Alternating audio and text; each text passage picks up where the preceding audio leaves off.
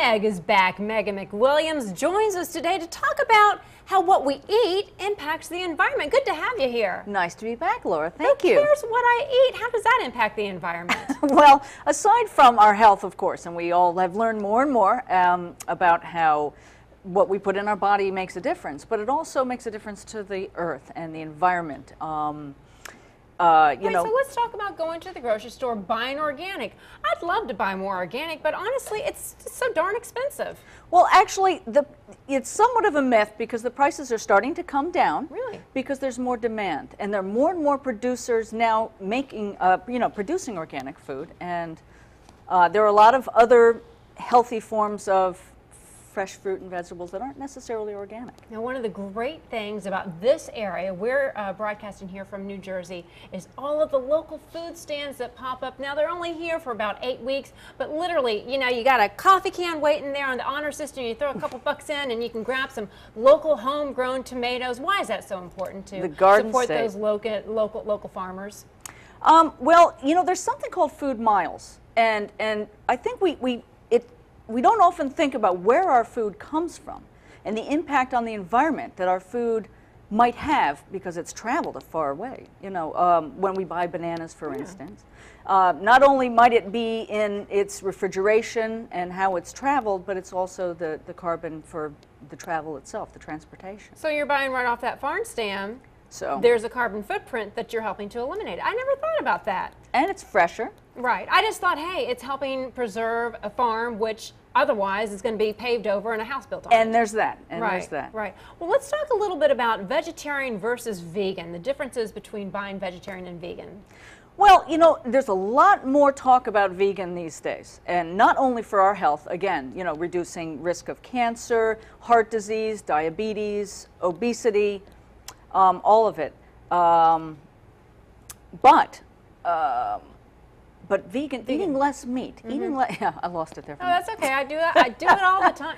I forget my name half the time. But again, vegan. But there's some myths out there about vegan and what exactly it means. Well, there are folks that are starting to do like meatless Mondays, which is just having one day where we don't eat meat, because meat is one of those products that has an enormous impact on the environment.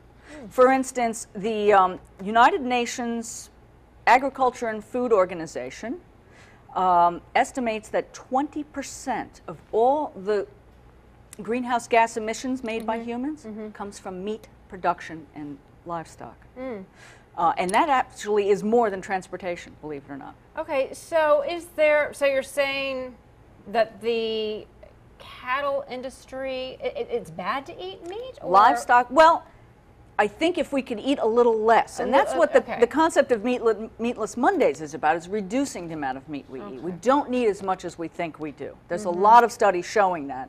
All right, so where do you go to get your proteins? What are other alternatives you can go to while keeping organic, keeping in mind the health of our environment? Well, now here's an example. It takes 1,800 to 2,500 gallons of water. So here's resources that are being used to make 1 pound of beef. Really? Yeah. Wow. Now, to make 1 pound of tofu, 220 gallons of water. Okay, well, what about... And tofu is a good alternative. Okay, but what if you're dealing with the drought, just to play a little bit of the other side, where the corn crops are drying up and, food prices are going to rise? Isn't as much water being used to water gardens that are growing? Well, it is, but a lot less water is being used to produce alternative protein products like grains and nuts and seeds than there would be for meat. All right, so for people who say, all right, I'm on board, I want to try some things out, what are some good ways to get started? If you want to start eating more organic, may not, have a local farmer's market you can buy from.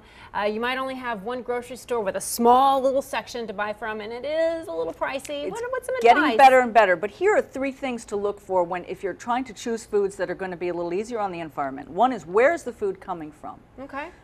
Keeping in mind food miles and how far this food is traveled. All right, so the closer the better is what you're saying. Look for something. If you are shopping in Georgia, look for those Georgia peaches in Georgia. If you're in California, look for the strawberries in California. If you're in Jersey, there's no better tomato than a Jersey tomato. I'm sorry, I'm a journalist. I'm not supposed to be saying that. That's okay. You've got an opinion. And then you want to know how it's grown. And organic is one healthy way that's responsible for the environment as well as healthier for us, with less pesticides, less chemical fertilizers.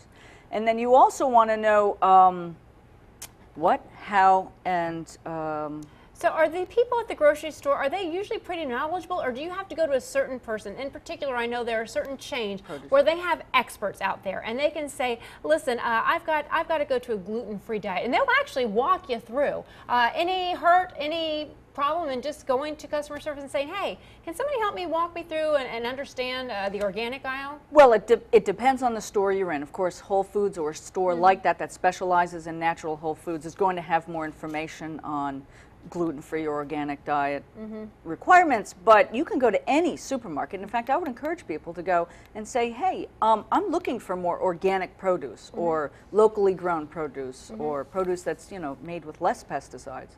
And if you demand it, they'll start finding it. All right, Green Diva Meg, thanks for being here, and you stay green. Thanks, Laura.